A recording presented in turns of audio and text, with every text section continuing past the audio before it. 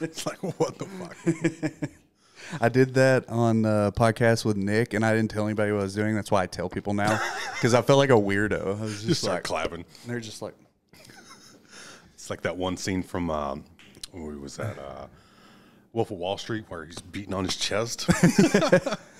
well, let's do a little introduction. So, I'm Tony Maxwell. Yeah. We're at Dark Age in Fort Worth, Texas.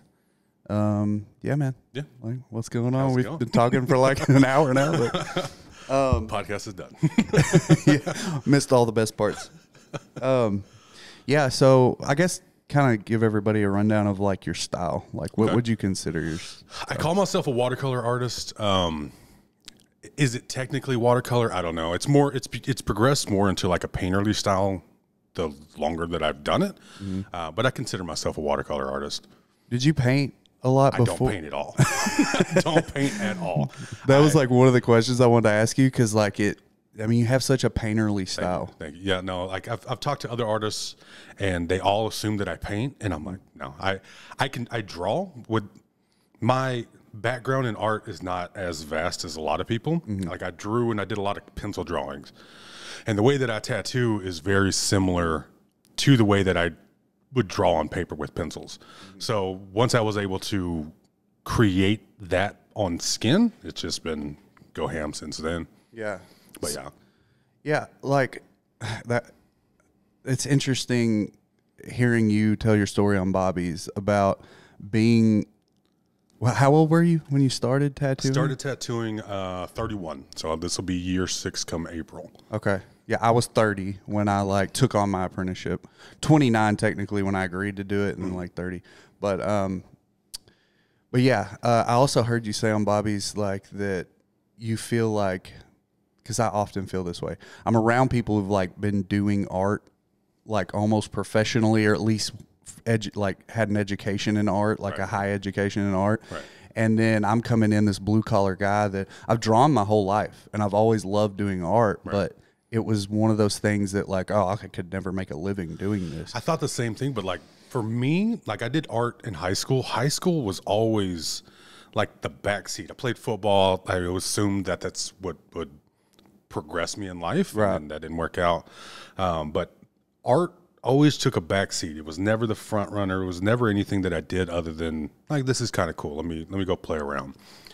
And then years go by, and I didn't draw, and I didn't do any kind of anything artistic. And I was getting a tattoo from Jesse Levitt, and he was the one that was like, dude, if you can draw, you can do this. And I was like, it just clicked in my brain. I'm like, okay, I don't know why that is all I needed. And I went into it and I started drawing again. I was like, okay, I got get better and better. And then I ended up buying a machine off of Amazon, and then like fucked up with my friends for a while. And then Yeah.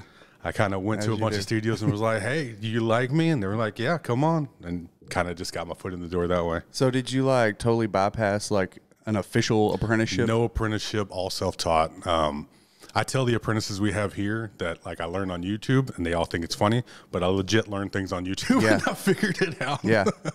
Well, it's funny that like in the industry, there's like this like parroting of like, you can't do it that way. But Right. some of my favorite artists did it that way. I feel like it gave me a different perspective because I'm looking at something and I problem solve to get to where I'm at. Like it wasn't like, oh, this dude did it this way, so I have to do that way. So when I see things and I'm seeing things in tattooing and I'm like, well, you're doing it that way because it works for you. That doesn't mean that I have to do the exact same thing. So it gives me some sort of like weird freedom that I'm like, I don't have to do a traditional 9-round liner to make a tattoo look right. Right. I can just kind of play around with it because, you know, as well as I do, at the end of the day, if the tattoo heals fine and it holds in the skin, you've done nothing wrong. Yeah. However you get to that point is however you get to that point. Yeah, it's your flavor. Right. Yeah, that's interesting. I never thought of it that way. It kind of, you came up boundaryless, so you kind of can push the envelope without having this, almost like growing up Christian and you like are scared to, you know, like experiment with stuff because Right. you're told like, nope, can't do it that way. And you're like, This I is guess gonna I can't do it that Yeah. way. And I've been told no by almost, I don't want to say almost everybody, because the last few studios that I've worked at, it's been very welcoming and like however I want to do it is however I want to do it.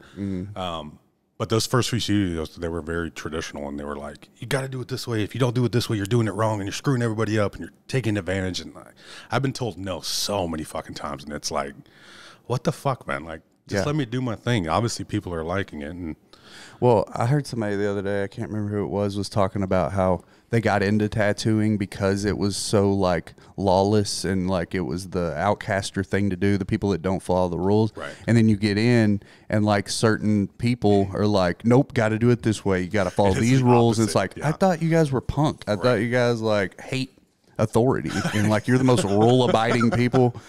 You didn't do it this way because this is how I was taught. Like I've been yelled at from the top of most people's lungs, multiple times, and I'm like, why? Like, and I'm natural rebel at heart, so a lot of times when people are telling me something, I'm like, nope, that's not how I'm going to do this. I'm going to prove you wrong.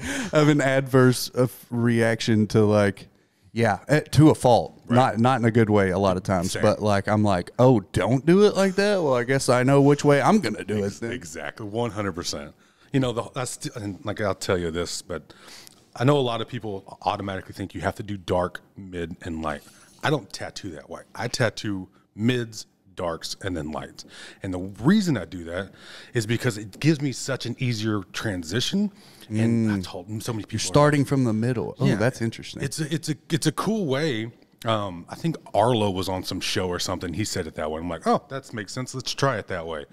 And my darks get super dark, and that transition is so easy to do. It's like effortless at that point. I'm like, oh, well, I'm not tearing up the skin. What's wrong with this? So that's kind of how I've been tattooing for the last few years. And wow, that cool. That like it's weird you say that, and like that makes total sense to me. A lot of what I do, like I said, not.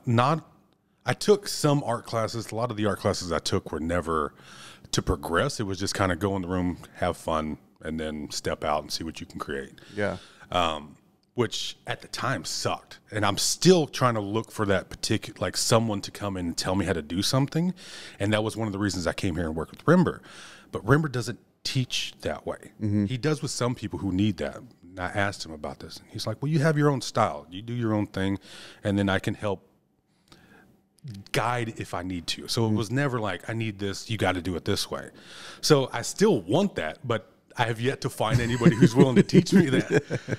But in college and high school and stuff, that's what I wanted. I wanted someone to come in and like, oh, you do it this way. You got to do it this way. And I kind of just forged my own way.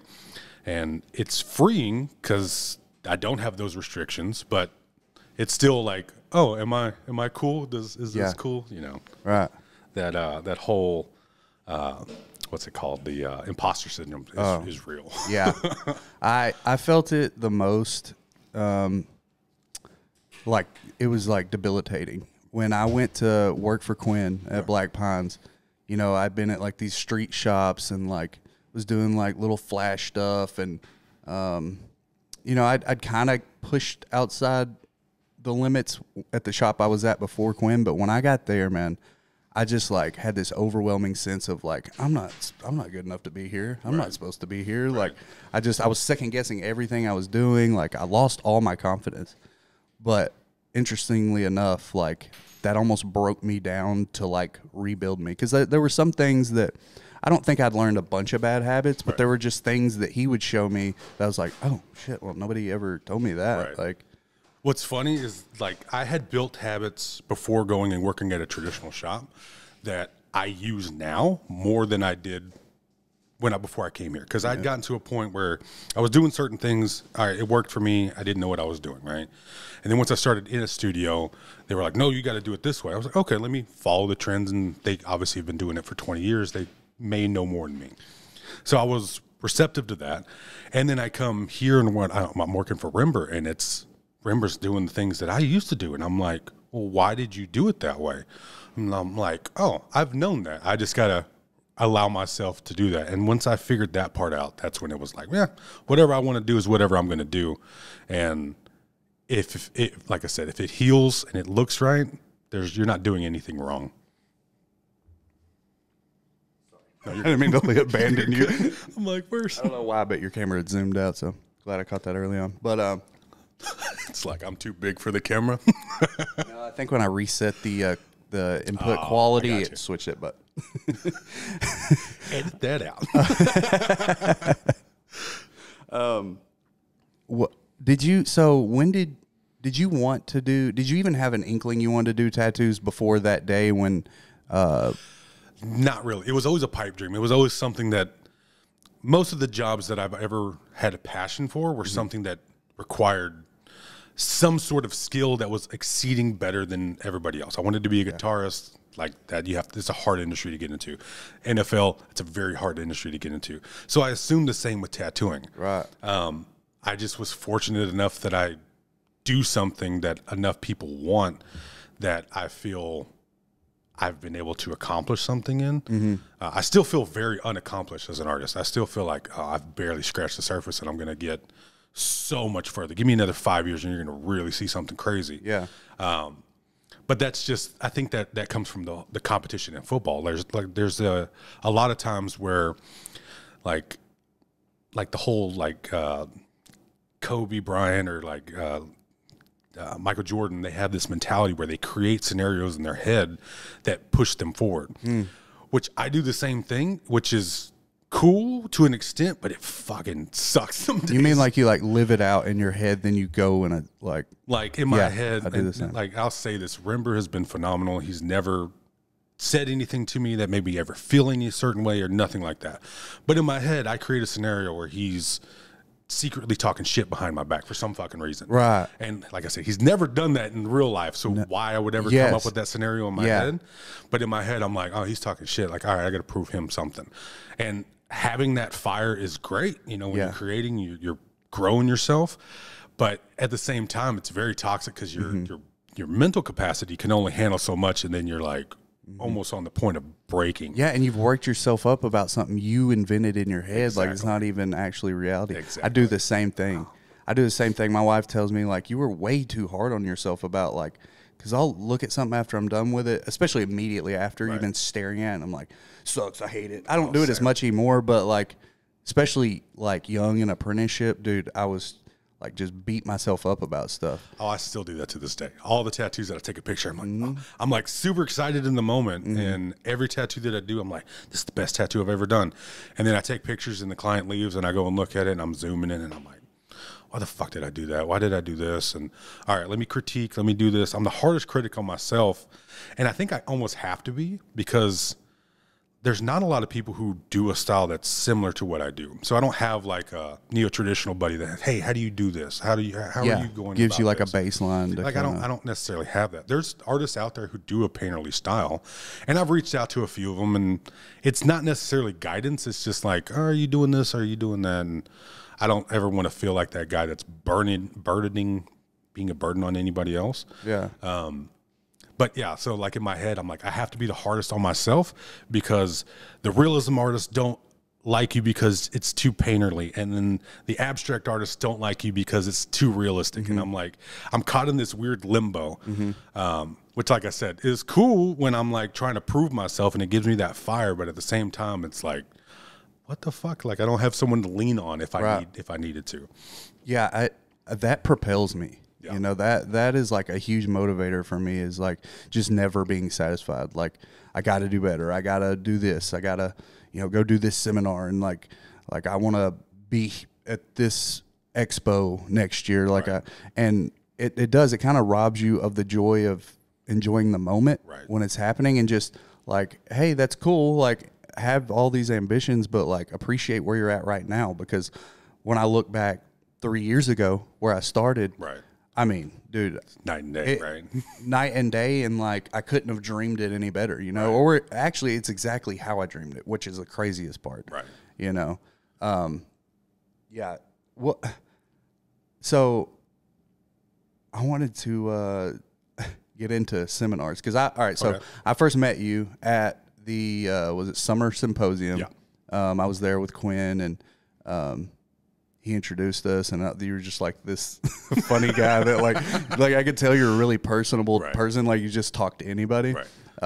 But I didn't know you or know who you were. So I was like, huh. So I started following you that day, and I saw you did watercolor right off. It reminded me of stuff that Deanna does, but hers is more like oil painting looking, and yours is more like watercolor. But it's very similar. And Mark Wade, like you're like those good friends. Two people I get compared to all the time, and that's cool. Like I see, like 2 years ago, I'm like, oh my god, you think I'm cool? Yeah. But now I'm like, I know who they are. Like they're cool people, but like we're I'm different.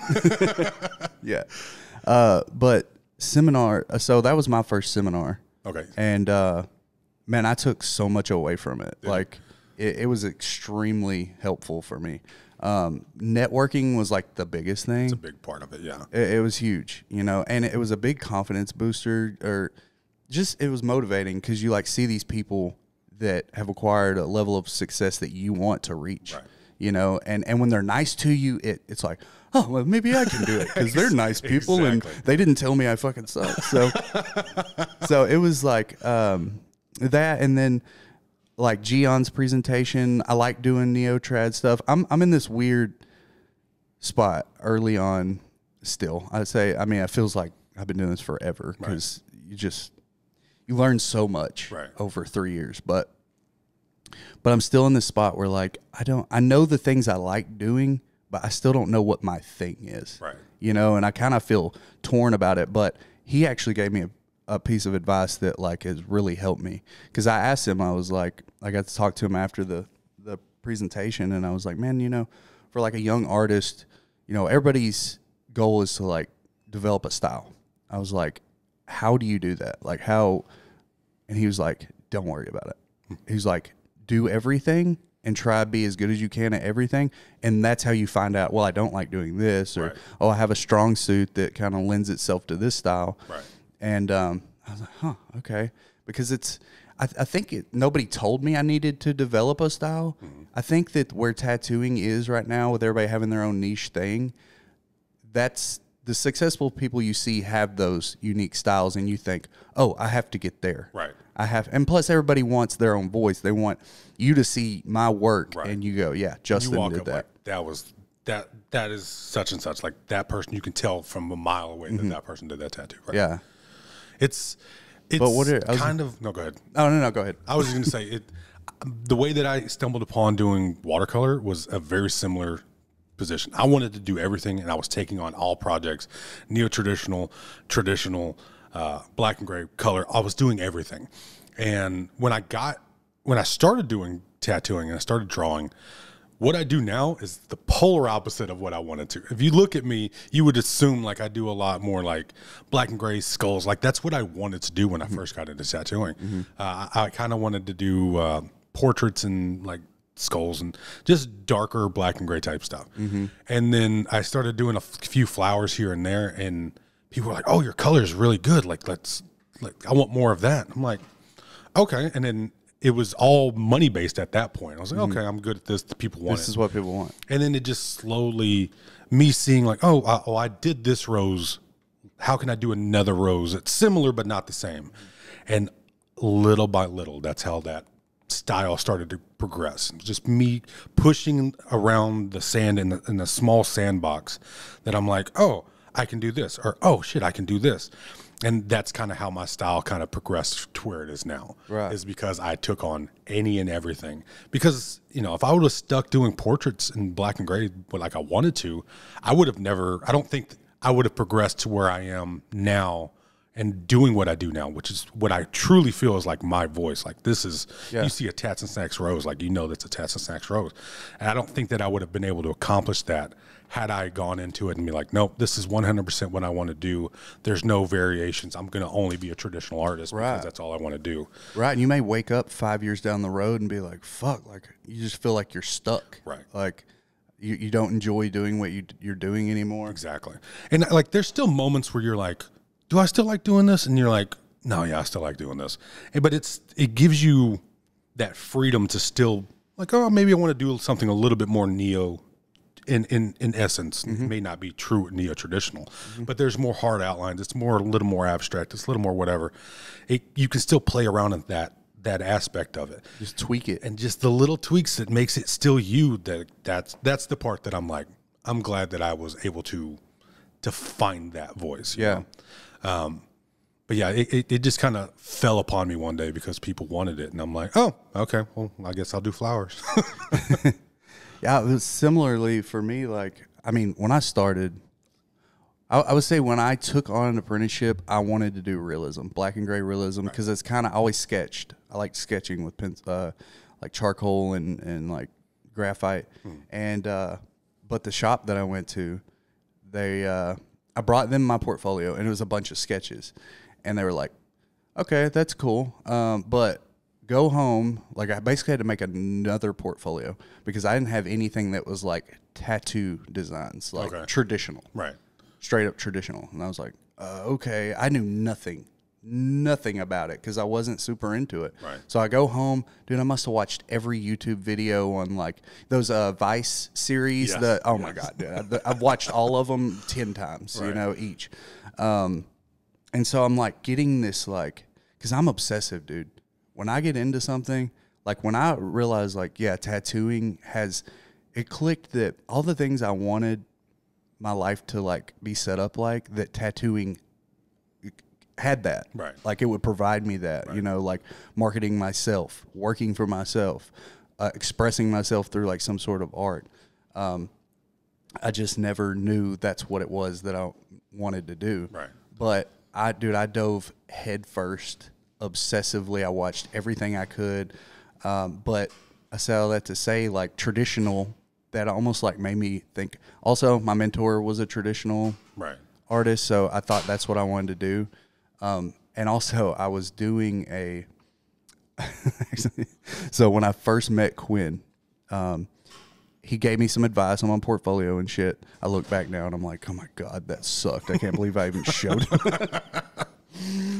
Because it's progressed so much. But he gave me some tips, and so I was like inspired then to do photorealism. So I go back to the shop I work at, and I would have to sneak over there, dude. They were big, like, you don't really? associate with other shop. Yeah. Oh yeah. Like, I got in trouble a few times because they heard that I was crazy. I got this tattoo from Lindsay. That was her first tattoo. Oh, nice. He wanted to see her tattoo. Right. Because, you know, he'd only seen like pictures. Right. And so it was her first one to do, and I volunteered to get tattooed. But I had to like sneak away and go over there. And wild? they saw the picture when she posted it and saw my other tattoos and realized it was me. So, you know, I got lashings for that. Anyway, so I got all inspired, and like the little bit that he was teaching her and me simultaneously when she's tattooing me, Right. I was like, oh, I feel like I got more information in that moment than I had in 2 years. Yep. And so I start working on fake skin, doing that type of stuff. And my mentor, I'll never forget, he walks in one day and he goes, "That's cool art and all, but that's not tattooing." Really? And I was like, okay. And I just, Like, what else am I supposed to do here? but what was weird to me is, like, don't you want some diversity in the shop? You know, Right. like, you don't want everyone to be a traditional artist. Right. Like, or maybe you do. I mean, if you're Elm Street, you do, but right. we're And- not Elm Street. Like, to me, like, I see some traditional artists, I'm like, dude, that's fucking dope. I can't do that. I don't know how you make something so simple and it still look rad. Breathtaking. Like, there's still, like, there's that level of simplicity. Like, we were talking about Professor York earlier. Like, that dude is solid as fuck, and he only uses black. And it's like, how are you able to have your own voice in a style that's been done for a very, very long time? And he is one of those people that you have it in you, and you can see that in him. Yeah. So I see stuff like that, and I'm like, that's cool. But like, my brain will not allow me to make something that simple. Yeah. Although when I'm doing like realism or the style that I do, I have to make decisions to make it simpler, and that's what gives it that look. And that's very difficult for me. So I don't know how I kind of fell into that, but yeah.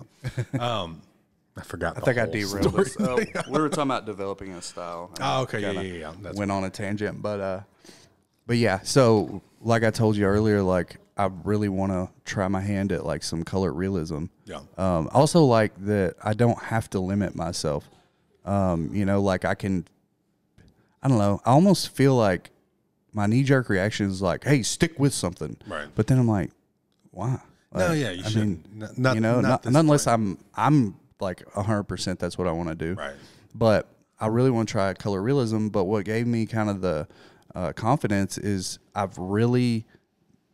my color application has like gotten way better. And so now when you're confident, it's when you really have fun with stuff. Of course, yeah. And I'm like, yeah, I think I could do some stuff like Right. this. So it evolves. It's all an evolution. Like I've talked to people that the people we look up to would look up to these people, and it's like they still struggle with the same stuff that we struggle with, and they've been doing it for 20, 25 years.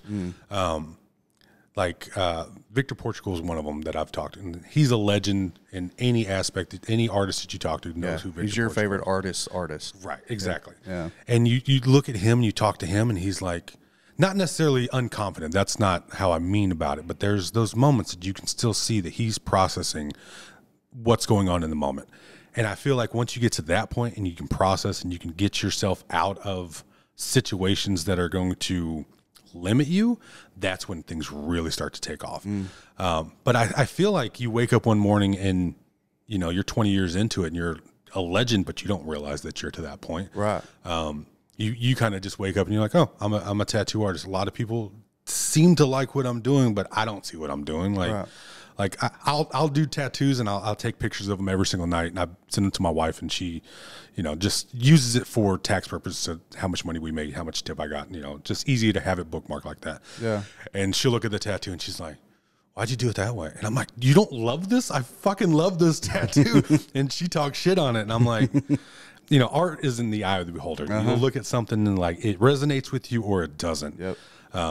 But yeah, I feel like you kind of wake up one morning and you're like, I'm considered a legend, but I don't see it. Right. Well, probably they have that same dilemma of like their nose is down and they're just constantly looking ahead. Right. They're not going like, oh shit, I've really accomplished some shit. Right. They're like, nope, not good enough.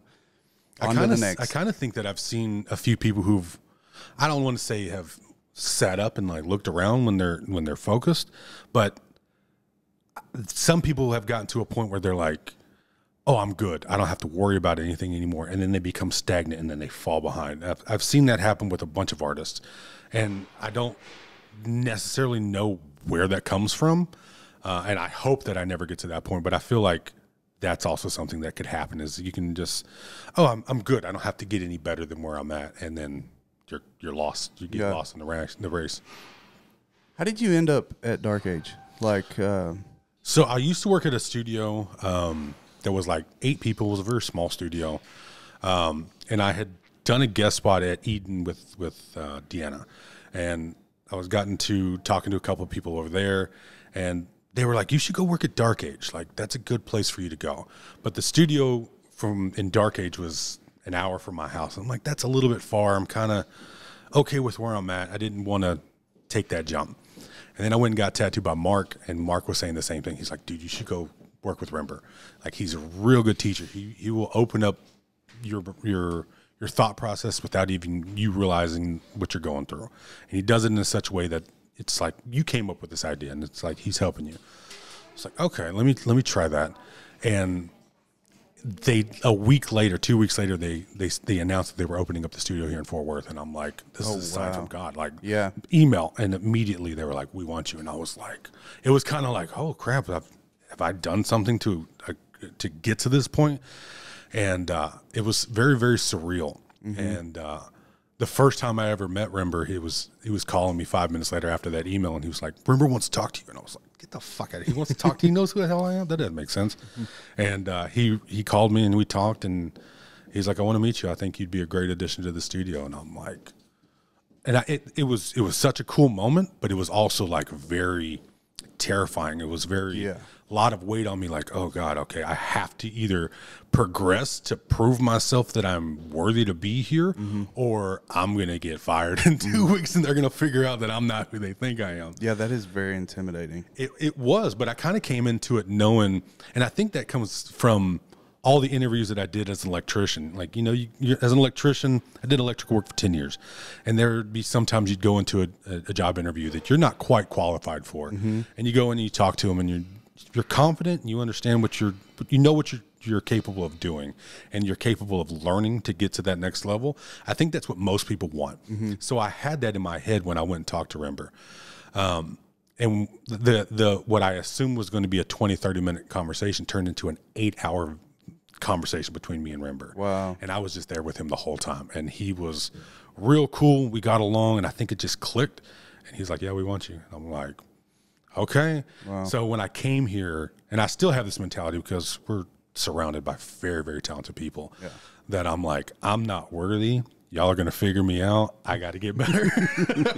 Regardless of where you think that I am. Before you catch on. Yeah. Like, oh, I do tattoos. Like, they're all right. But, you know, we're our worst critics. But there are some times that Rainbow will come pop its head over, and I'm like, I'm not done, bro. Don't look at this.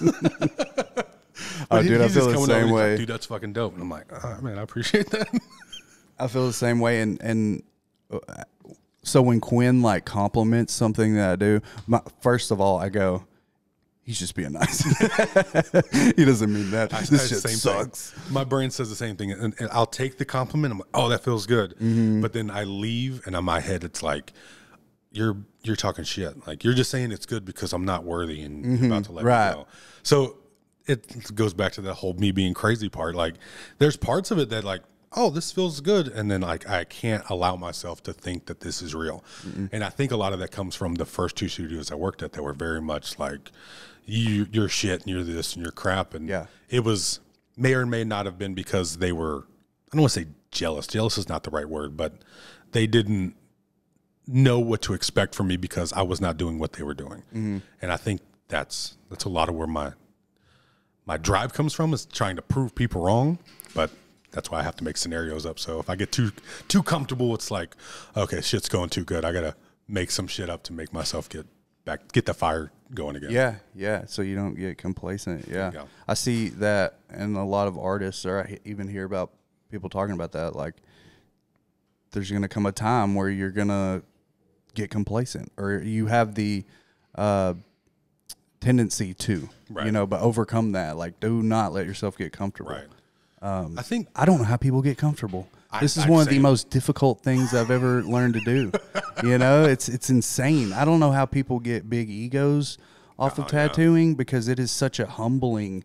Well, I think, the internet has made that easier because, we post things and all of our people who follow us are like, oh, you're the greatest thing since sliced bread. Yeah. So it's easy to buy into that. And you're like, oh, I'm a god at what I do. And I feel like if you get that and that's in your brain, it's easy for you to just be like accepting of that. And everybody should bow down to me because I'm this. So I can almost understand that. There's a part of me that almost wants that, but I don't think that I would ever allow that to fully happen. Yeah.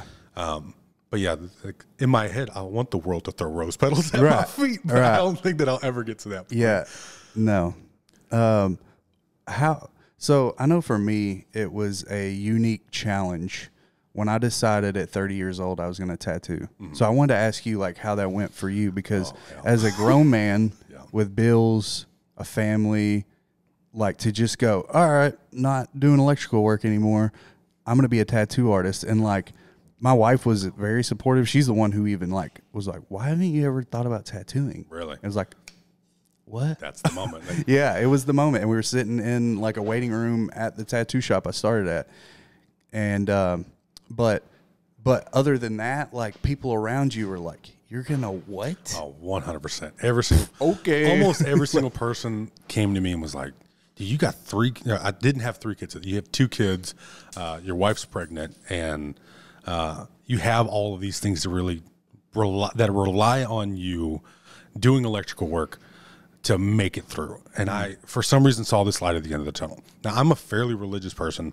I'm not the type, I know there's a lot of culture right now around Christianity, and people think that, oh, you're Christian, that automatically means you don't like X, Y, or Z. That's not me at all. I'm a very inclusive type person. But I believe in God. Yeah.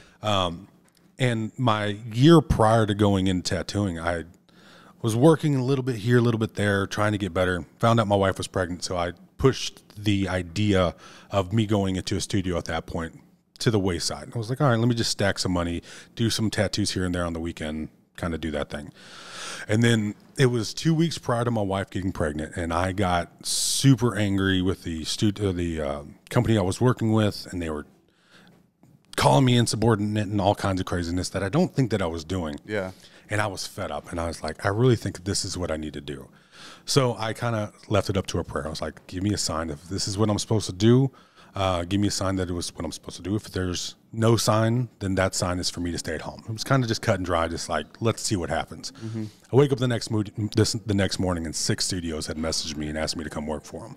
I'm like, this is not a sign from God or the universe or whoever that you think. I'm like, I don't know what else it could be. So having that in my head, I could take on the world. Like, there was no one who's going to tell me no. So I went and talked to my wife.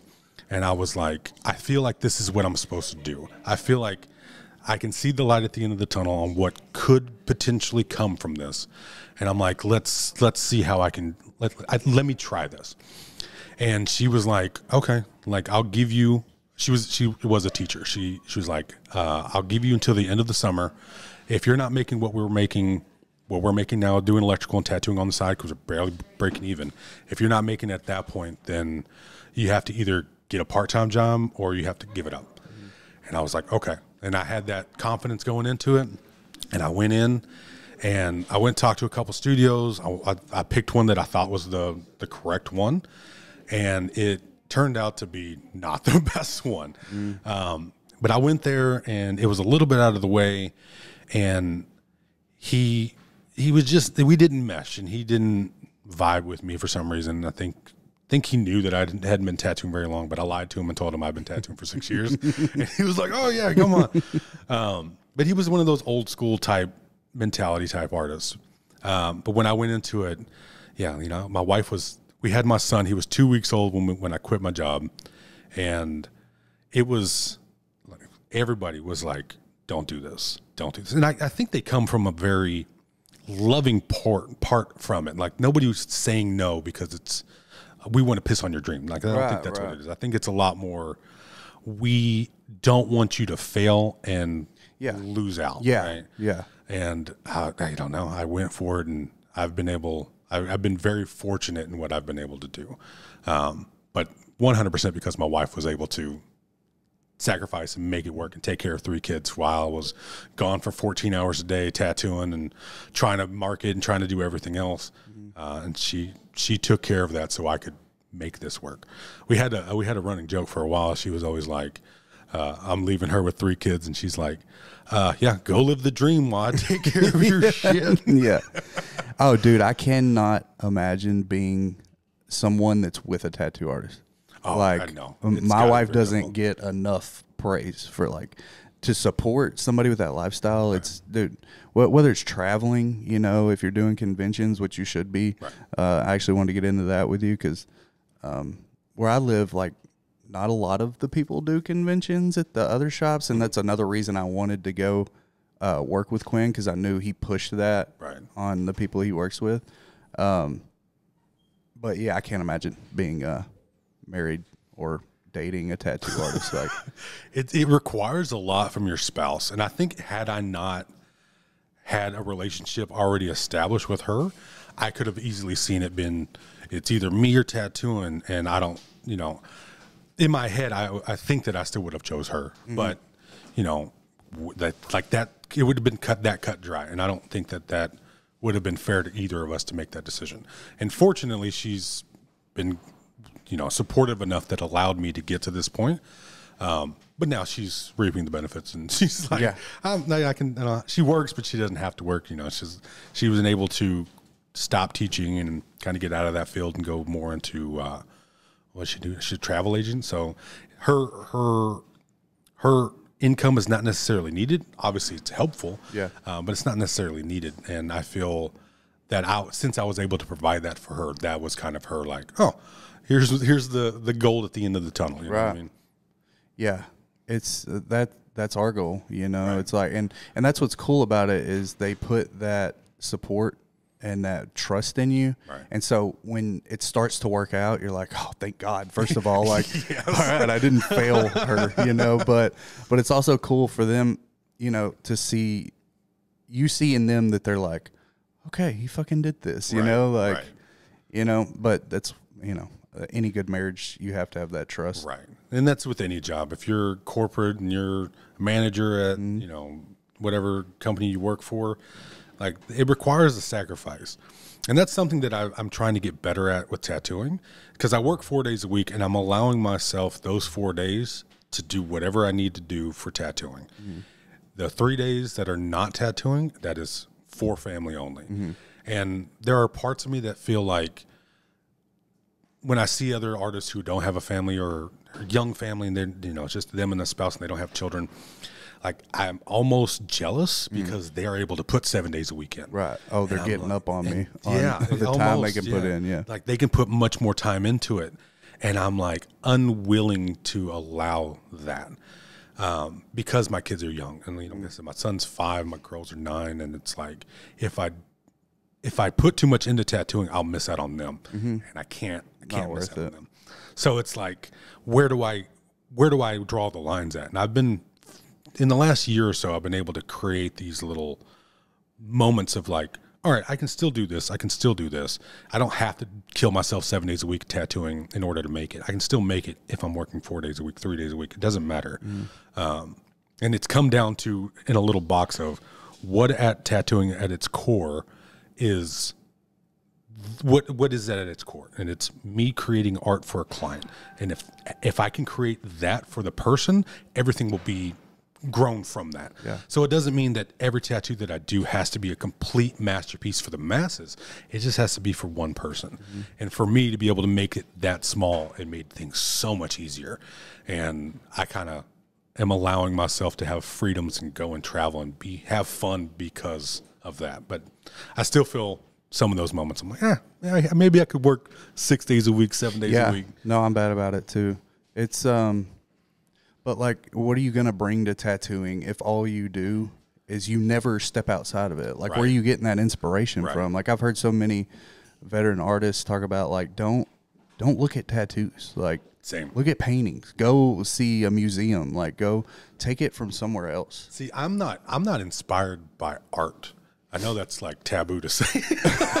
And I'm going to get shit and get canceled. The room just got quiet. What the hell did he just say? I'm legitimately not inspired by art. I'm inspired by nature and experiences. And if I can get more inspiration by traveling to the mountains and seeing natural beauty, then I can seeing this artist over here crush a tattoo. Like, that's great. I still enjoy seeing that. But I'm much more driven when I'm like, I've been able to step back. Let me put 10 feet forward now because I've been able to step back. If I was, 10 feet at a time every single time, I would get burnt out. And I've seen artists do that. Yeah. And but that's where I get my inspiration from. Going to a museum, I'm going to say this, and I'm probably definitely going to get canceled for this. But I go to a museum and it's like I see a painting and I'm like, that's cool. Me as a not painter, I'm like, you give me 2 years, I can paint that. I can do that. And they're like, dude, that's the Mona Lisa. I'm like, yeah, I can paint that if you give me enough time. It's a fucking horrible sense of confidence, but that's what's running through my head. That's what it takes. Yeah, I mean, I know you touched on like how you developed your style, but did you always like doing flowers early on, or was that kind of just happened? Chance you just stumbled into it? In high school, I did a little bit. In high school, we had to have I forget what they call it, like a theme over the whole year of what we wanted our everything to kind of look like, right? Whether it was portraits, and you did 12 portraits over the year.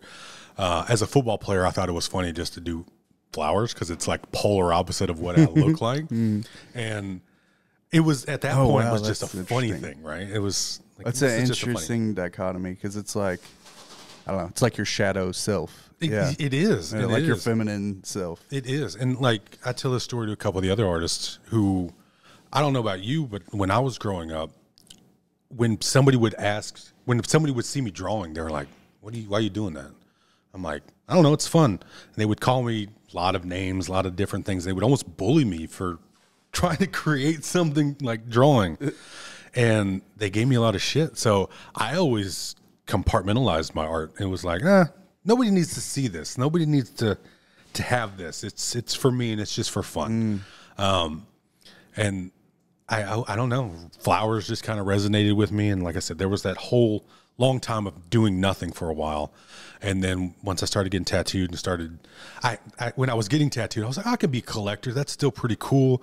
And it fucking killed me. I was like, no, I'm not going to be a collector. Like, I felt something in me that was like, but I can do this. And I don't know. It comes from that weird sense of confidence that I, for some reason, have that kind of pushed that. But when I started doing flowers, I guess since I had a little bit of background doing them, people saw that and it just pushed, and then that was the sandbox that I was given. Yeah, it's kind of interesting. Like, we live in a small town, so the trends are a lot different there. Let me say that again. The TikTok ones are still there, right, you know. But that's the like walk-in stuff. But as far as like what people are into, it's very different from Dallas, you know. Right. In Dallas, a place like Elm Street can exist because there's plenty of people wanting to get American traditional tattoos. So there, it's like early on, I would struggle with like, well, I want to do this style, but absolutely nobody wants that. Right.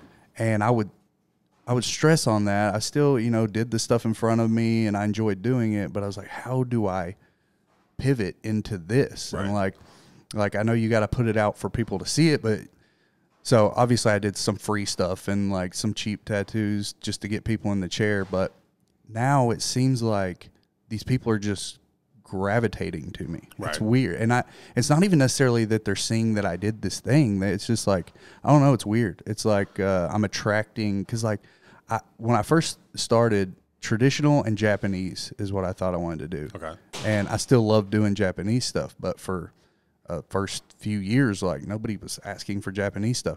Dude, in the last few weeks I'm doing like all these Japanese half sleeves, full sleeves. It's like, I didn't advertise for this really. I mean, I put out the stuff I did, but so it's interesting. I guess I said all that to say like, did you struggle or do you still struggle with like what you want to do versus what people are into? So at the beginning, yes. Something that I did that worked is like, let's say you came in and you wanted a traditional rose, right? Like a very, very American traditional rose. I would design one that was American traditional and I would design one that was more unique to me. And I would give you the option. Mm-hmm. Like, well, you could do this one or you could do this one, but it's a little bit cooler, and give the client the option. Sometimes they would still just pick the original and sometimes they would, dude, that's badass. Can you do that? I'm like, I can draw it. I can do it. And then that's how that would start. And little by little, and then people would see those. Once you do like 2 or 3 tattoos, people are like, oh, you can do this. Cool. Nobody technically wants to ever be that guinea pig. Every now and then they're like, well, it's a discount. Let's go with it. Yeah. But like, that's kind of how I started. I started doing those I would give them just options. And now people are coming to me for what I do. So like while there's the illusion of options, it's 100% what I'm doing. And when you come in, you're like, hey, I want you to do this flower. I still get a lot of people saying, I want you to do whatever you feel like you need to do. And I'm like, I'm going to, regardless of don't whether worry. you want that or not. But when I design, I'm like, this is something that I feel is representing of what you want, but it's also representing of what I do. Yeah. And when I present it, most times people are like, dude, that's fucking dope. I can't believe like you did this while we were sitting here talking. And I'm like, cool, like let's run with it. Every now and then somebody will want something little, but in the last, like say year and a half, it's all been like money. And I'm very, very fortunate that I've been able to create something that's unique, and that people want. Yeah. Yeah, I think that it's always there. Right. Just early on, you don't see it that way. You're like, what? Where are these Japanese? Like especially with walk-ins. Like I feel like walk-ins get like a bad rap these days because it's like not cool to like people aren't coming directly to you for a specific thing, and it's like, who do you think ends up doing that? Right. That's like everybody I've had. Maybe they came in and got the little TikTok trendy thing, right? But then they liked me and they were going to come back and they were like, well, I want to do this like Western thing. I was like, well, what if you did that in this style? Like, look, I did these in that style. Wouldn't that look cool? And they're like, yeah. So I think a lot of people early on, they can't get out of their way that like the clients are there. Right. You just have to sell them on your vision, and they're not going to automatically assume that's what you do. You have to sell them on it. Right. You have to show sell them on it. If you can show them like, all right, this is kind of what I'm thinking. Most people will be like, dude, that's cool. I'm down. But having to show them that if all you do is copying what the client wants, it's hard to build anything beyond that. I got a lot of my clientele from walk-ins. When I was first starting out, like, hey, well, somebody would walk in and they want I don't know, something small on their ankle that turned into a whole leg piece. And it's like, that's how you build your clientele up when you don't have a large, I don't want to say large market, but like you don't have your style and you haven't established yourself in certain ways.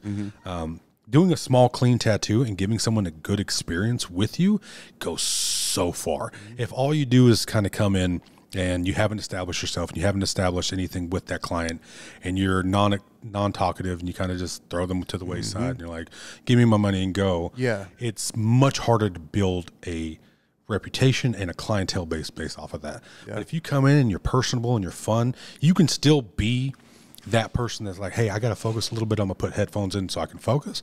But that first little interaction, that first 10 minutes is like 100% what sets the bar. Yeah.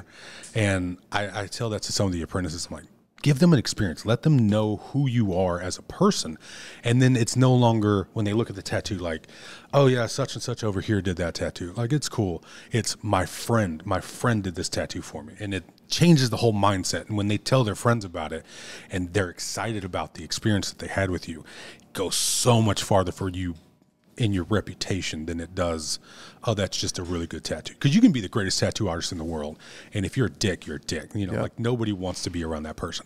They're still going to have their people because that artist is a good artist. But if you're, but they might be one-offs, and then they're like, oh, well, I'm never going to see that again. client again. Nobody ever wants to come in again. And you give them an experience, and you give them a piece of you that transcends a lot of things. I only learned that because I was a very unconfident artist, and I'm like, well, at least I can give them a good time if my tattoo's shitty. Yeah, and it's a huge part of the experience. Yeah. It's equally as important in my mind. I think a lot of younger tattoo artists don't realize how open-minded those walk-in people truly are. Right. Like, somebody brings in like a flower, and they're like, I like this. I think a lot of people take it very literally, and they're like, they want that thing. And that's not what I want to do. It's like, no. They just like find the things in it they liked, but make it yours with whatever style you're trying to do. And 9 times out of 10, they're down for it. And every now and then they're like, no, I want it exactly like this. And it's like, okay, fair enough. Yeah. Like, you're walking, I got you. But they may next time, because it's happened to me. Like, they like, no, I want this specific little trendy thing. Right. And then literally a couple weeks ago, I had a cancellation. This girl comes in. She was like, I want to start a sleeve. How many times have you heard that? I'm like, okay. Okay. She gets this little thing with this like script that she wanted. Like 5 days later, comes back in and was like, do you want to start on this sleeve? And I was like, yeah. And now I'm doing like one of the coolest pieces I've done. It's this like Western landscape with a cowboy on a horse, like 3-round liner, black and gray, you know, the stuff I want to do, you know, with like cool imagery that I like doing, you know. I think it's because you gave her a clean tattoo, and she didn't feel anything negative towards the experience that you gave her. And you know, you can be creeper or whatever, and that's going to have a negative connotation. It's not going to bring clients back. Or you come in, you're real personable, you're fun, you do a clean tattoo. Maybe you're only with that person for an hour, but that hour is going to resonate with them. And I realized this when I was getting tattooed. Like, take this tattoo I got from Mark. He was doing this tattoo for me, and we had kind of talked a little bit online a little bit, but we weren't anything. And he gave me a true experience, and I'm like, dude, that guy is cool as fuck. And now every time I look at him, I'm reminded of the time that we spent together. And I'm like, if that's that impactful on me, imagine if that client only has 2 tattoos, and one was a shitty one and one was from you, and how impactful that can be on them. So having that in my head, I'm like, all right, I need to make sure that every client that I have has some sort of experience. Now, sometimes you get clients come in and they're just like, I don't want to talk. I don't want nothing to do with you. You do your job. Okay, I can still do that. But it's so much better when you allow That's me to be me. podcast day for me. I'm like, when they come back, I'm like, oh yeah, I'm going to listen to podcasts without any guilt Right. today. No, yeah, I don't have to worry about headphones nothing. Put my headphones in. You're cool. I'm cool. Let's get this over with. Yeah. An hour. Okay. I mean, I don't know if you have a time you need to get out of here, but Let's see. I We wanted. got a little bit longer. Do you do a lot of conventions? I do. I'm actually going abroad. This is the first time. Shit. I got invited to Germany for this tattoo convention. So I'll tell this story because it's one of those moments that I'm like, is this real life? Is it that? The one in Hamburg? I think I just posted about it. I don't know. Okay. I can't think of the one I was thinking of. But yeah, I'm doing two. I'm doing one in Germany and then one in Ireland. Oh my God! Dude. Take me with you, Dude. I want to see the motherland so good. The German one. So the lady who puts on that show is one of the inspirations on why I do watercolor. And it's like, she's a phenomenal artist. And I was like, always looked up to her. And I was always not necessarily mimicking what she does, but like taking bits of that. I'm like, oh, dude, that's fucking cool. How can I replicate what you did? Yeah. And fast forward until like 6 months ago, and she reaches out to me. She's like, oh, didn't know who you were, but I love your work. This is phenomenal. I'm automatically like, dude, that's cool. And then she's like, I'd like for you to come out to Germany for this convention. And I was like, okay, maybe I can make that happen. I kind of talked to my wife. We're like, well, let's see. And I kind of let it go by the wayside for like a month. And then she messaged me again. She's like, hey, I want you to be my special guest. I'm going to pay for your booth. I'm going to pay for your hotel. All you got to do is get here. And I'm like, I'll take care of everything. See ya. And I was like, what the hell? Like, all right, cool. Let's fucking make this shit happen. So like we got a flight. We got it all booked out and be in fucking Hamburg, Germany in January. January? And Oh, then it's gonna be cold as shit, huh? Oh, dude, I know. My Texas ass is not ready for this cold. And then the one in Ireland, that came about. I was at a convention in New York, and I would just happen to be on this, the elevator. We were all going to an after party. And it was just me and this guy. And looks over at him. I could tell you just look like a tattooer. And like, so you an artist? He's like, yeah. We chatted a little bit on the way down. And then we met up at the bar and we shared a beer. And then we partied all night. And that dude was cool. And he's the one putting on the show. Him and his dad are like, they were also the ones who were the promoters for that show in New York. So I'm like, oh shit, I didn't even realize who you were. I was just being a kind Which person. show in New York? Is it the one that was in Brooklyn? That was recently? The New York Tattoo Convention, I think is what it's Okay, yeah. called. Super, super solid show. I was very, very honored to be a part of that. And then they're also part of the one that's doing the one in Ireland. And he reached out to me. He's like, I want you to come. And I'm like, you ain't got to tell me twice to go to Ireland. Yeah. Let's fucking Drink go. some Guinness on tap. Are Hell you yeah. kidding me? So I'll go spend a week out there and then tattoo, and I think that one should be fun. Yeah. But those are the two ones that I'm doing abroad. Is it in Dublin? No, it's right outside of Dublin. A couple hours. It's in Bondurant, I think is the name of it. Yeah, it's. But it's southern Ireland? I'm gonna say yes. Yep, sure. No idea. It's the Republic of Ireland, or is it the fucking... Is somewhere in there. But no, like the hotel that it's going to be at, like you walk around the corner and it's like the cliffs that you see, and I'm like, dude, that's fucking cool. Yeah. It's like that was an easy sell for me to go to that one. Yeah.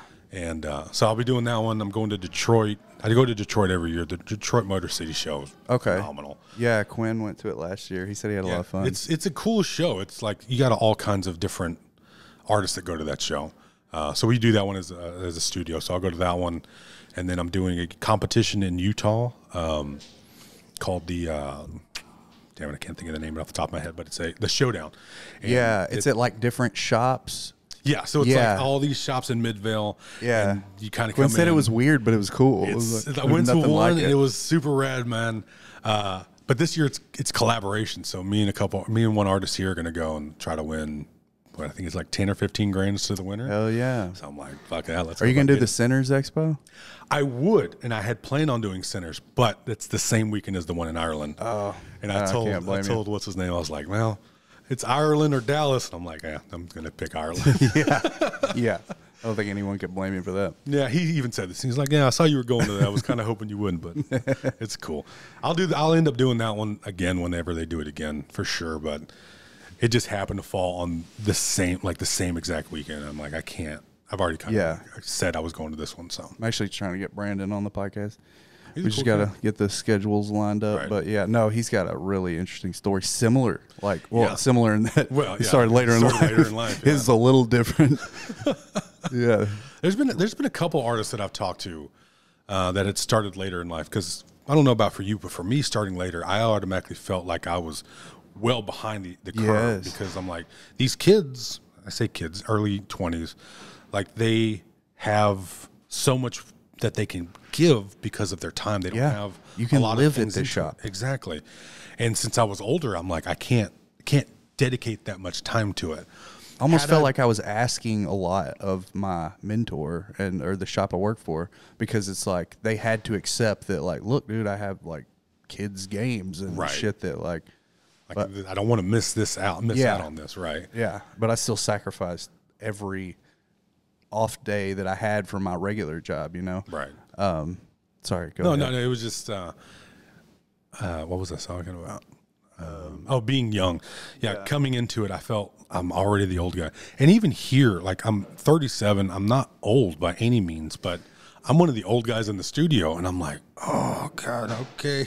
And had I been tattooing as long as I could have been, I think I would have felt more like, okay, this moment is where it needs to be. Right. But since I haven't been tattooing very long, I feel more of an imposter, because I'm like, oh, you're the old guy. You're Right. You're this, that, and Johnny the other. come lately. you know? Exactly. And I'm And like, plus the fuck. people that you're like learning stuff from, or like that are your peers that have been doing it for 13, 15 years, Right. are your age. Right. And so it's like Like, you feel like remember- a kid in tattoo years. 100%. Remember is almost one calendar year older than me, and he's been tattooing almost 20 years now. And I'm like, bro, like, my 5 years pales in comparison to what you're able to do and accomplish.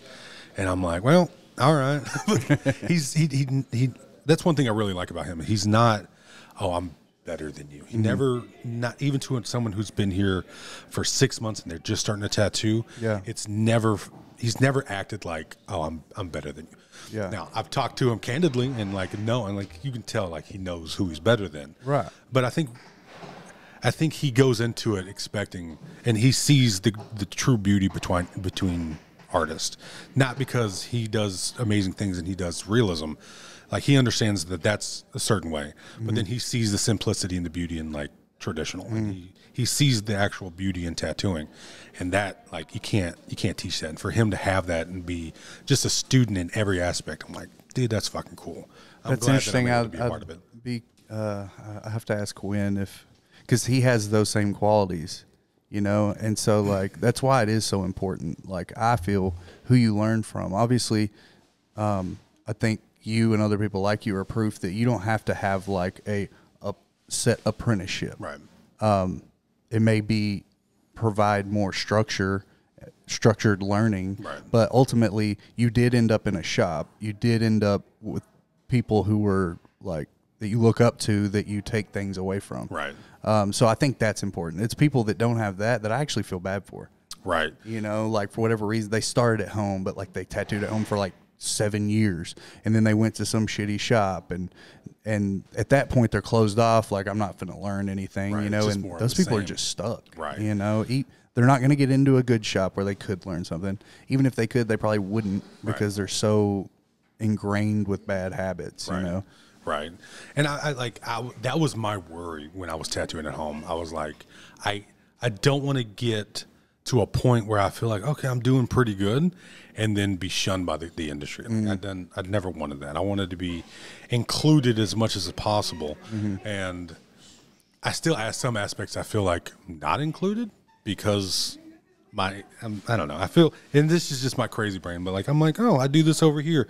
We all do this. We all do this. We all do this. And I'm like, okay, like, that's cool. Yeah. We can still be friends, bro. Yeah. And everybody that I've ever talked to has been super cool and super supportive. Nobody's ever talked to me that way. No, but just I my do the brain same says shit same in my thing. head. Yeah. Yeah. It's this, if it's FOMO or it's like, it's almost because you had a different route. Right. And so I don't know. I wonder if it's like that for both of us, because we did start older and we were already established. We lived a whole nother life. Exactly. Where I know a lot of people who are like my age who started when they were 18, 19. It's like your whole life has been tattooing. I know, but I think that it may give me a little bit of an advantage when it comes to at least people at my level, because I've seen what's out there. Right. I know this is You've experienced things. Yeah, right? Yeah. Life experience makes a big difference with how you perceive certain things. And customer service. Big thing on customer is what I was about to get at. Is like, if you see something and a customer comes at you a certain way, you're like, oh, you're not coming at me mad. You're just coming at me from this way. Whereas if you were younger, not maybe so much as immature, but just doesn't have that experience. Lack of experience, yeah. They're not coming at you in a negative way. They're just coming at you at a matter-of-fact way, and you're perceiving it as being negative. But, yeah, we had a kid in here the other day. He's been tattooing 10 years. He's 26, and he's from the Ukraine. He's been tattooing since he's 16. And I was like, get the fuck out of here, dude. Wow. Like, that's wild to me. Wow. He was working here? Or? Yeah. He came, I'm assuming from the Ukraine, came over here. He's doing a bunch of guest spots at a bunch of studios in the United States. And he was here for like 2 weeks. Solid fucking tattooer. All those Europeans are always so good. Oh, I know. Like, especially the Eastern Bloc. Yeah. He came, I don't know how close he was to like Savak and like Dimitri and all of them. But like, yeah, you can see the influence. And I'm like, motherfucker. Like, y'all are taught something at like the age of 3 that we're not taught over here. They grow up rough. They're tough motherfuckers. Maybe that's what it is. They've got like some deep from the Soviet Union, like, they've got like some deep-seated trauma that they just comes out in their art. Like, the Italians, like all those, and maybe it's the influence that they're seeing from the art that they've been around. Granted, Europe and all that time has been around much longer than the United States. Yeah. And what we have over here, like we have a few artists that are like true artists that are born and raised from the United States, but we don't have like a Picasso. Picasso's, what was he, Spaniard? I think something like that, or Italian. Yeah, it's not really ingrained into the culture necessarily. Right. We're just like a hodgepodge from. It's just a bunch of everything. Where their shit's been around, like, because Soviet Union like artwork is like people collect that shit. 'Cause it's great. Right. Yeah, that's interesting. I'm sure they're like I don't know if they're taught in like school differently, but maybe they just have more teachers over there that are willing to teach them art done correctly, or maybe they're just like beating the shit out of them, like, you do it this way and that's all you're getting. Yeah, I don't what's that, is her name Valerie, that chick that does like, she can just freehand a portrait. Was it Val Tattoo or Taboo? Yeah. Yeah. Crazy shit. She like looked at herself in the mirror and freehanded her own portrait on somebody. Like, insane. I really think Rembrandt could do that. I've seen him, like his paintings and stuff, he freehands, and I'm like, I thought you were just taking pictures, and like, no, you created this whole face out of nowhere and just doing some shit. Yeah, that shit's super impressive. I look at stuff like that and I'm like, oh, I'm not a real artist because I need X, Y, and Z. Oh, yeah.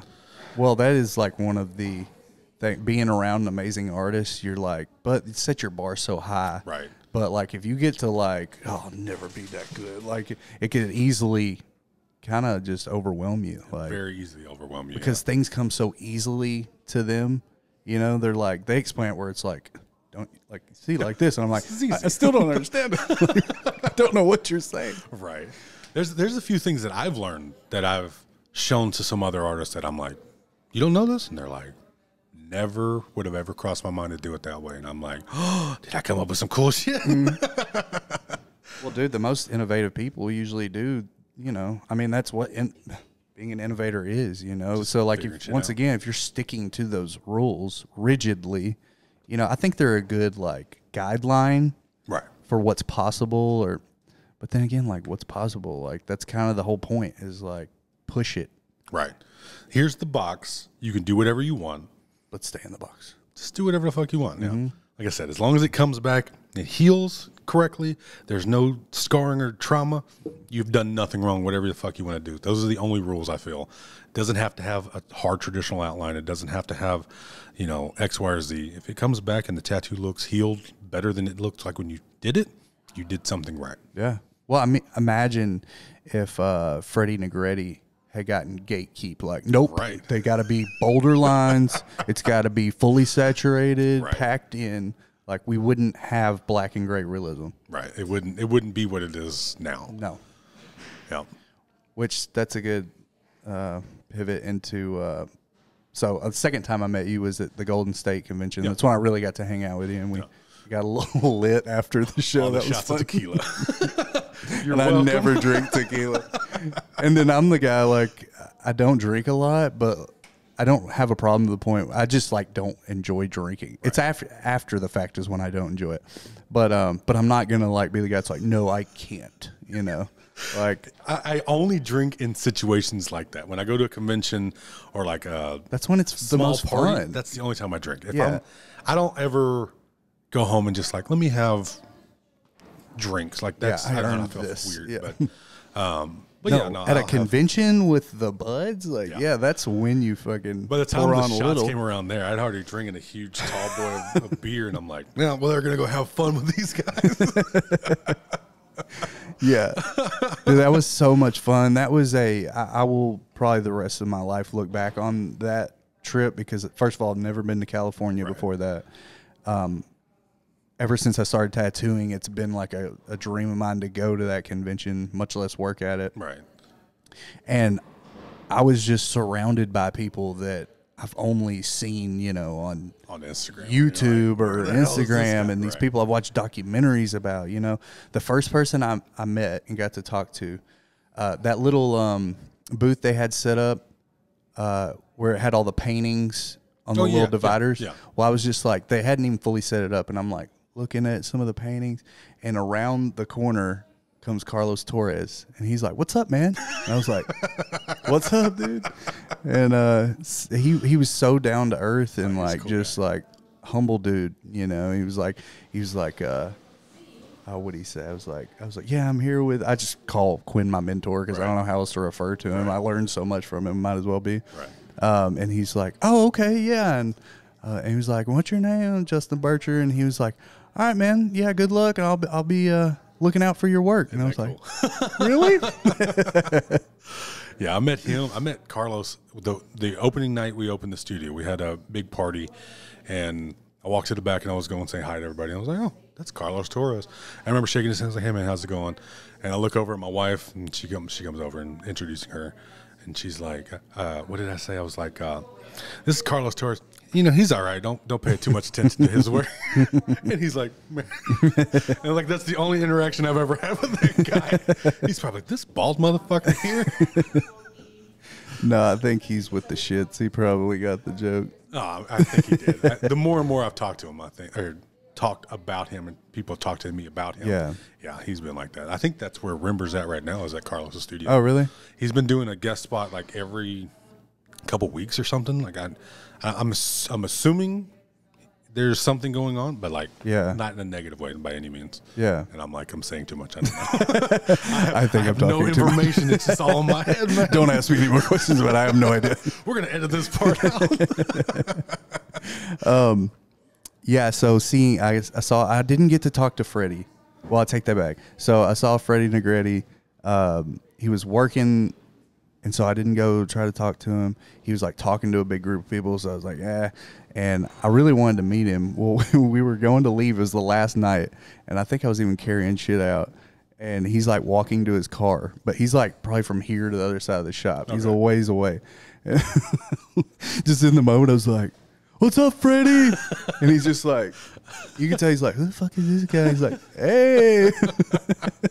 So that was my interaction with Freddie. And then like seeing Jack Rudy and that whole group was there. Fucking wasn't Charlie there? He was there too, wasn't he? Charlie, I think he was because they were assuming. I don't remember. They were doing something for that museum that they're opening. Which That's right. Yeah. I love. That's another reason I like. I'm gonna interview Professor York again because like I love that the history. Like that shit is so interesting to me. Yeah, he's got a lot of knowledge too. Like there's a lot of stuff that I'm like, yeah, you need to know some of this, but like at the same time I'm like, no, it's not a necessity. Right. But I enjoy it. Right. Sorry, Sasha's over here dying. Somebody No, help yeah. that woman. But yeah, there's a bunch of artists that I look at and I'm like, I appreciate what you're doing and what you've accomplished. I try not to hold anybody at such a high regard anymore.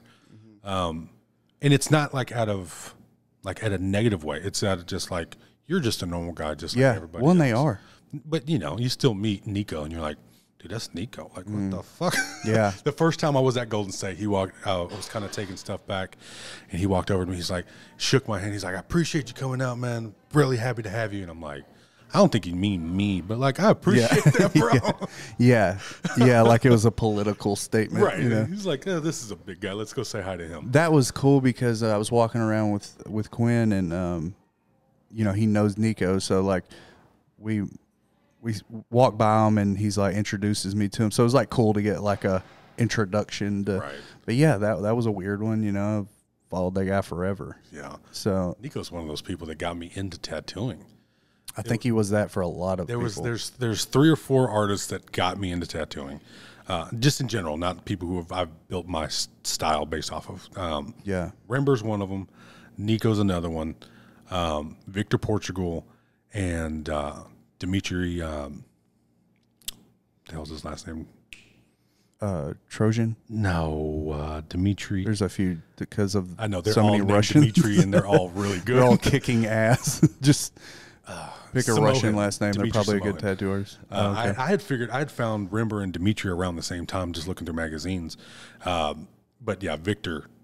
When I first met Victor, it was we were at Golden State. He kind of came over. We took a shot, hanging out.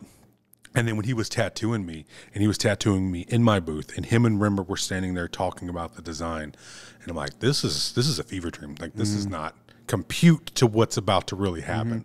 And I'm like, I'm about to get a Victor Portugal tattoo, and in my own booth at a studio with the guy that got me into that got me to the point where I wanted to full tattoo. circle I'm like, moment. this is fucking nuts. Yeah. And those moments are what I really, really enjoy about tattooing, is that it can create those type of scenarios.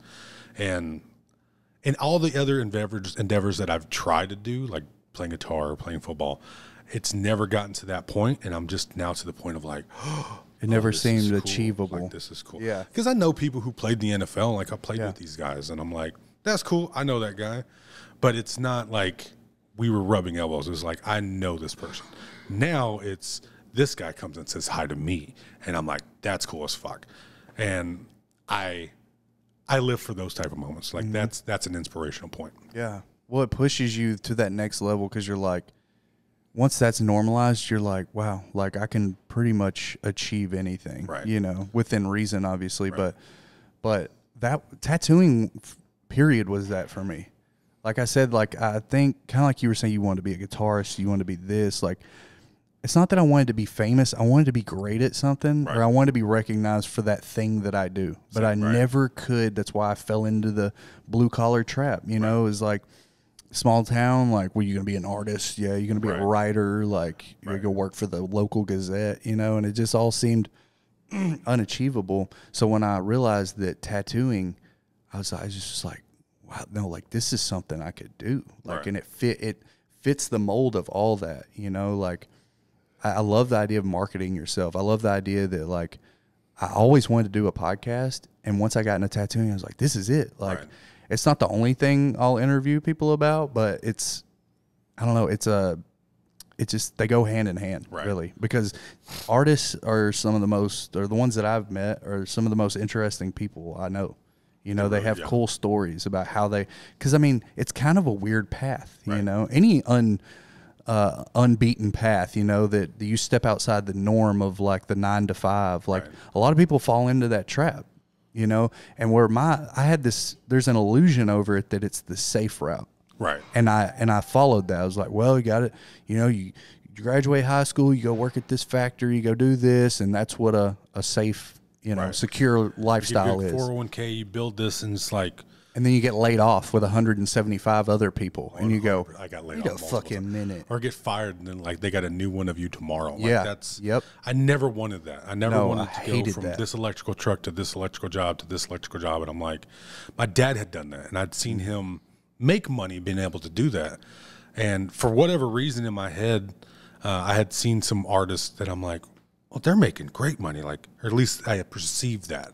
And I was like, oh, this is everybody. And realizing now that it's not quite like that for everybody. Yeah. But, seeing that and seeing people being able to make money and do things and being like, oh, well, this is still much better than going back to school and getting an engineering degree. Like, there's nothing wrong with that if that's what you are passionate about. Yeah. And I was never passionate about that. I was never passionate about electrical.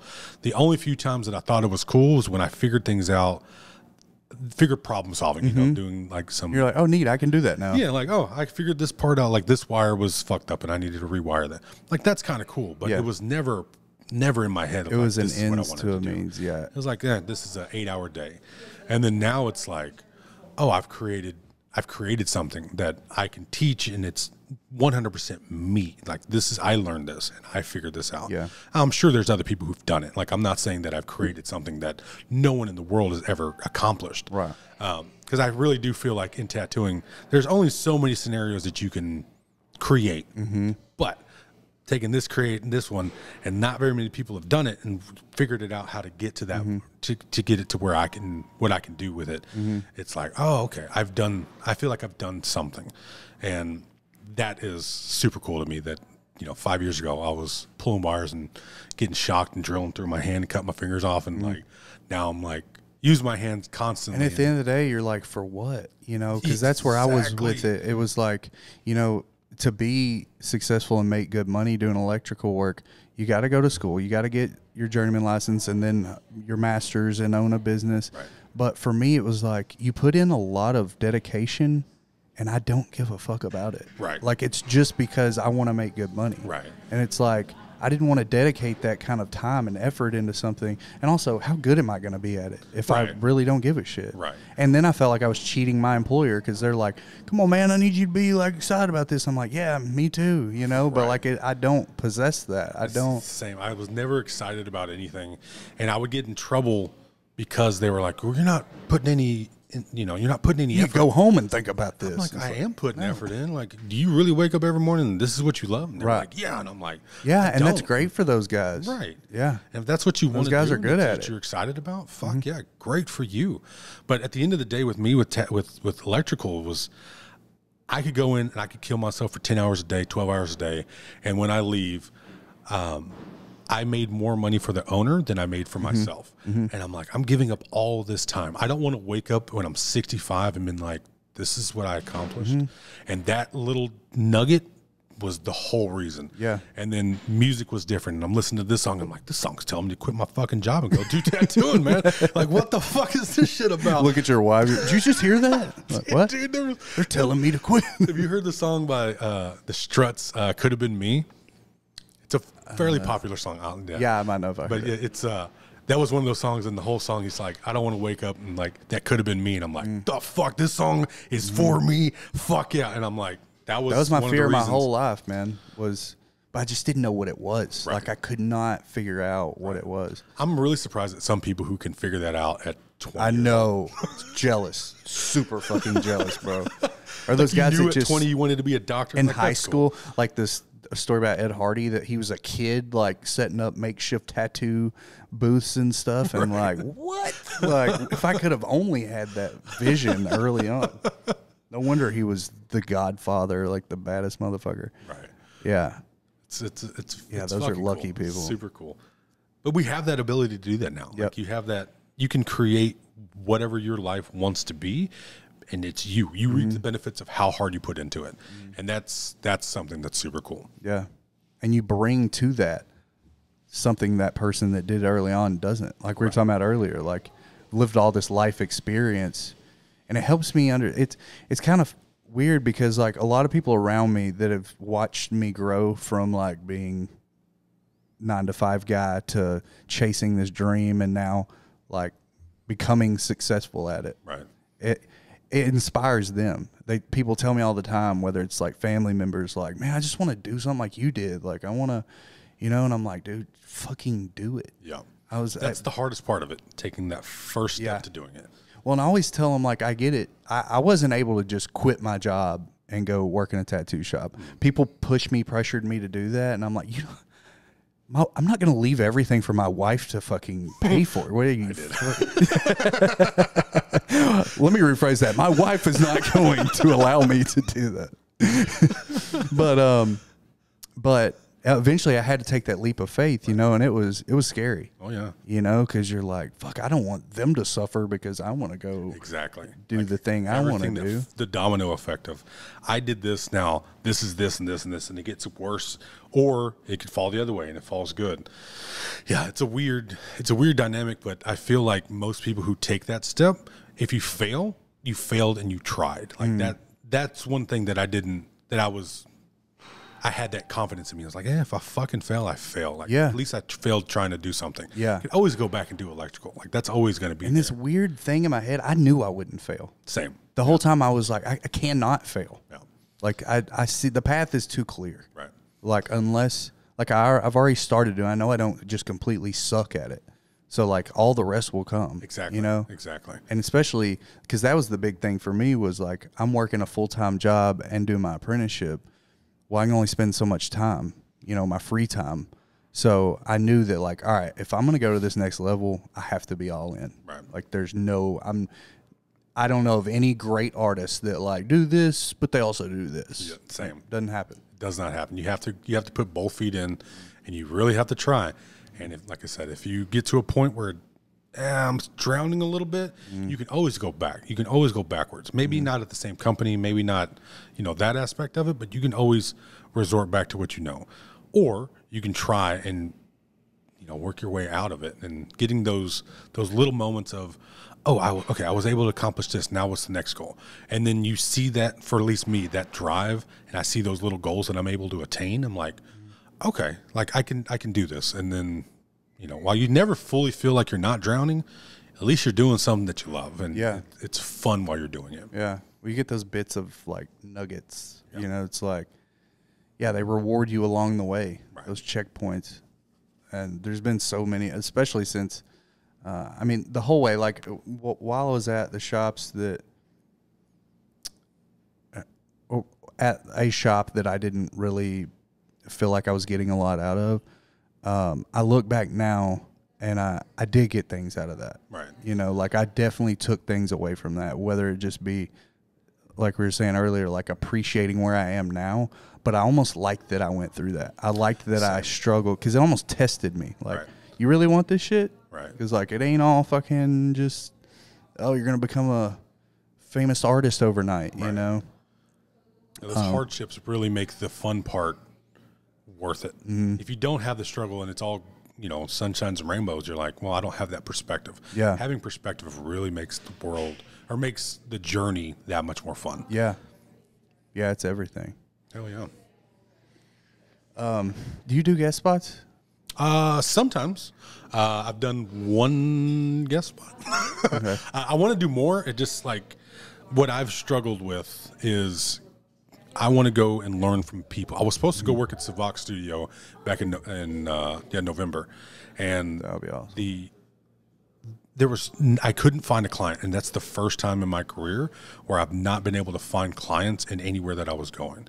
And I'm like, whether or not that's just the economy, or maybe I didn't market myself correctly or something, that one took its toll. It's a weird part of this job, right? It is. It's really like, it's is. out there, but, like, I'll boost, like, if we're going to a convention, because, like, I'm still early on, you know, people in wherever don't know who I am. So I'll, like, boost an ad showing I'm coming there, and it's done really well for me. Like, I've booked full weekends for conventions, but I wonder, like, I didn't work at the Golden State convention. Okay. I basically was tagging along with Quinn to kind of get a feel for it, and, like, I'm hoping I'll be doing it this year. That's my goal. But in my head, I was like, I wonder, could I even, book something out here? Like, because I know girl that I work with, I helped her boost an ad out there, and she got a couple people, but, like, it didn't, like, in other areas it did better. And LA's such a saturated market. Like, I bet it's tough. Is.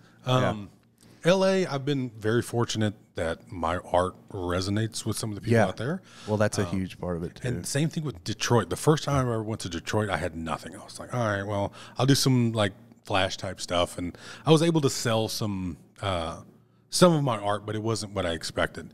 And that was 4 years ago. And then the year after that, I got a little bit more. And then last year, I got a little bit more. And then this year, I didn't put any effort into marketing whatsoever. And I've already booked all 3 days. Oh, it was just like, I think working a convention and then people finding you that way helps, you know? So if you're going someplace new, like let's say I was going to Missouri, I've never been to Missouri. And I'm like, well, let's go over here and see if I can find anybody. That would maybe be a little bit harder for me than had I been there, had been to a convention that I maybe took a friend with, or had client that was close enough to Missouri that flew in or something like that. But yeah, when I was supposed to go to Savak, like I was stoked on that. And for him to allow me to come and be a part of that, I was so stoked on that. But unfortunately, it didn't go through. He gave me an open invitation to like, whenever you want to come back, I'm down. It's tough, man. I'm trying to plan my first one. Like I told you, I spoke with Sean Foy, and you know, he invited me to come down there and do one. And we had conventions coming up. That was like, I don't know, like 4 months ago. And I was like, all right, after the new year, we've got a couple conventions we're doing this year, but they're pretty far spaced out. So I'm trying to, cause like logistically, you know, like you gotta pay for your flight out there. You gotta pay to stay. But like what I could learn from that guy, I know would be, and also just the experience of doing it. And then, but I haven't done one, so I was just curious, like what you really get out of them. You know, like same with conventions. Early on, I was so intimidated about it because I was like, nobody in fucking wherever, Dallas, it's not even that far. Nobody in Dallas knows who I am. How am I going to tattoo people there? Right. You know, it was so, I couldn't even, the concept seems so out of reach for me. You know, like, because I see Quinn has people, you know, come from Ireland, you know, and I'm like, how do you even get that jump? That's insane. Like, go from trying to be booked out from your hometown to people in other areas are coming to you. Right.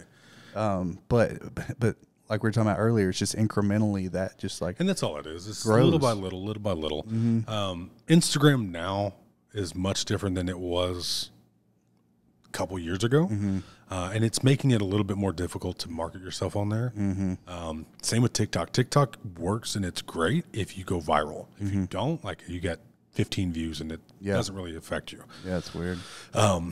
So I don't know how to necessarily market on TikTok. Like I'm not necessarily opposed to like putting my face out there and letting people know who I am. But at the same time, I'm like, I'm an artist. Like I don't want to spend, 5 hours of my morning, showing pictures and video of things that I don't think that people really care. Like nobody cares that I woke up and shaved and fixed my beard and took a shower and drove into work. Like I don't think that they care about it. Maybe they do, but I don't think that there's even that if they market. do. Like I feel like you sell a little part of your soul doing that, unless you're like super into it. Well, yeah. And I know guys that are like, they kind of like being the center cool of attention. For them. So like, great for them. That's just not me. Yeah, me being me and being fun and being all that. Like I have to be in the moment. Like if I feel like if I'm showing you that moment, it's forced and it kind of like ruins. Yeah, it feels gross. Yeah, it just doesn't feel natural. I'm the same way. But that's why I kind of like the podcast because it gives me a chance to do media of sorts, but like it's genuine. Like I would want to sit down and talk to you about this shit anyway. Right. And it gives us an excuse to do it. This is cool. Like this is much different than like it's real. Shaving my head. Yeah. Yeah, and then it's also an excuse for me to like reach out to people that like, like Sean Foy or like somebody like that, like, and people are usually like surprisingly nice about it, But yeah, I agree. I can't do a lot of that stuff too, and I struggle with that. It's such a huge part of being a tattoo artist now is like the social media side of it. Right. It's a lot of work. It's a lot of work. And then you're like trying to learn algorithms and like, if I post this at this time, and it's like, oh my God, I only have so much space. I know some people, like Colton James and I were talking about that. He's one of the owners. They're great at Eden. And we were talking about that. And he understands it. He understands when to do it, how to do it. And that's fantastic. But like for me, I'm a one-man show. It's like I can figure this part out, but just like he was telling me, he's like, this requires just as much as tattooing does in order to get to this point. Yeah. And I don't have, it's either sacrifice tattooing or sacrifice family. Family is non-negotiable. Yeah. So I don't want to sacrifice time that I could be creating something unique for somebody in order to get more fans.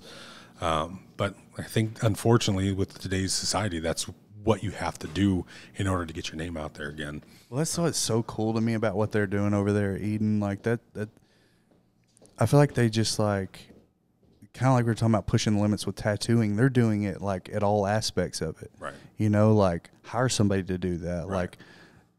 Like the attention to detail is cool to me. Right. You know, like it's something that is pretty new to tattoo artists. You know, you got the old school and they're like, fuck that, fucking, like they hate Instagram, period, Well, much right, less right. put, you know.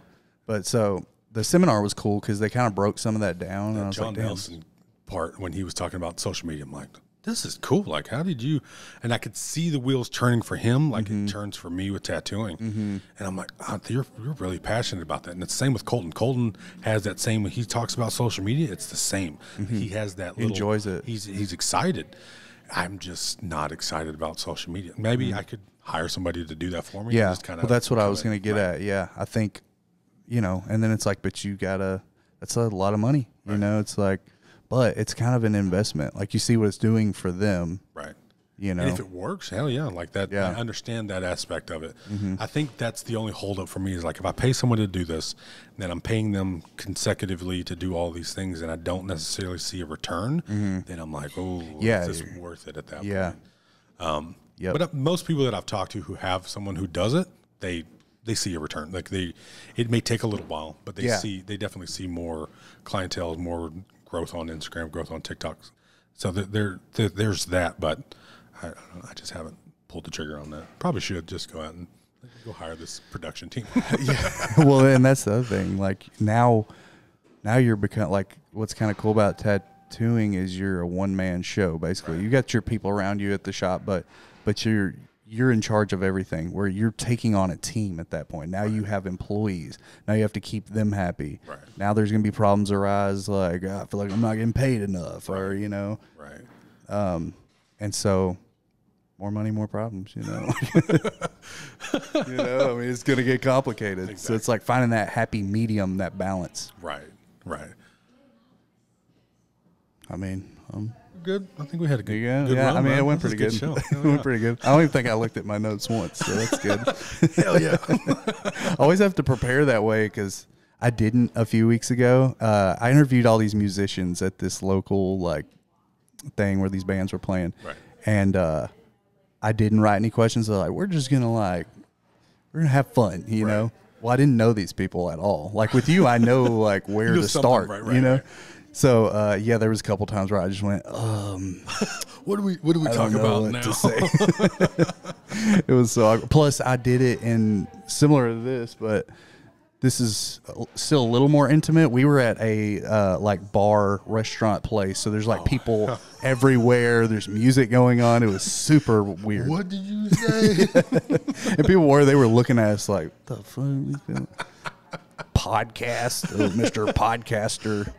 That's hard to get past, dude. I think that's part of the whole like camera thing is you have to get used to being in front of the camera, and that's not easy. I've talked to a few influencers that are like, yeah, I just set up a tripod and have it sit there recording me all day, every day, and then they go back and edit, and they're like, yeah, people look at you weird when you're at the, the Denny's and you're Oh, I recording could yourself. only imagine. I couldn't do that part, dude. I like the idea of doing a vlog, but hell no, I can't be the guy. What's up, YouTube? Fucking. But it's I'm so too commonplace. Like nobody's really going to give a shit. It's No, just it would just be in my head. I think we're because we're the older guys, and it's like this is not cool. This If is we were 20 fucking years weird. old, I think everybody would be like, oh, this is normal. Yeah. I just, my self-conscious, I'd be like, everybody thinks I'm a weirdo. This guy. And I'm the same way, and I dress as a fucking dragon on a regular basis. So it's like I should be that guy who's like, I don't give a shit. Right. But I have a weird. That's what I complex. aspire to be, the guy that doesn't give a shit. I see myself getting older and older, and I see the guy on the corner who's like just living his life, and he's very eccentric, and he's talking about the aliens, and he's like, oh, it doesn't all matter, man. Like, I can see myself getting more and more eccentric the older I get, that I'm going to be like Howard Hughes and like grow my fingernails out and be like, man, you don't fucking know. I can see myself turning into that guy at some point. The flower tattoo guy is just going to tell you stories about Bigfoot. Anybody who's ever been in the booth with me knows I like talking about aliens. So. Oh, hell yeah. We didn't even get into that shit. Totally missed that. We'll have to do another one now. Hell yeah. That's my shit. Yeah, the Nephilim and, yeah. You know anything about the Nephilim? Oh. It's too long to get into here. It's basically fallen angels had sex with human women and created the Nephilim, who were the giants in the Bible. Oh, if you don't know about it, you got to go Googling down YouTube. I'll send you some links. Yeah, dude. It consumes me. It's interesting shit. But. Yeah, we should not have been. Oh, dude, that would have been an this whole hour. time. Yeah, for sure. We fucked up. Damn it. But yeah, thanks for doing this with me, appreciate man. you I having me appreciate on, you bud. getting up here early, Yeah, no, even though I was late. Nah, we got set up really quickly. Like I when you said Yeah. an hour setup, I'm like, okay, maybe we'll get to talk for like 30 minutes or so. No, I felt like we had a good conversation. Yeah, no, it rolled pretty smoothly. That's a small town redneck comes to Dallas. He doesn't think about Dallas traffic, but as if I haven't been here a million times. Dallas has traffic at 6 o'clock in the morning. Wait a minute. You can't just go there when in a normal amount of time. And then you get through Dallas, and you got to go through Fort Worth, and it's Yeah. Well, next time I'll leave earlier. We'll definitely have to do this again. This was Yeah, fun, for sure. It was man. fun. We'll do it again. Hell yeah. Cool. Thanks, man. Appreciate it.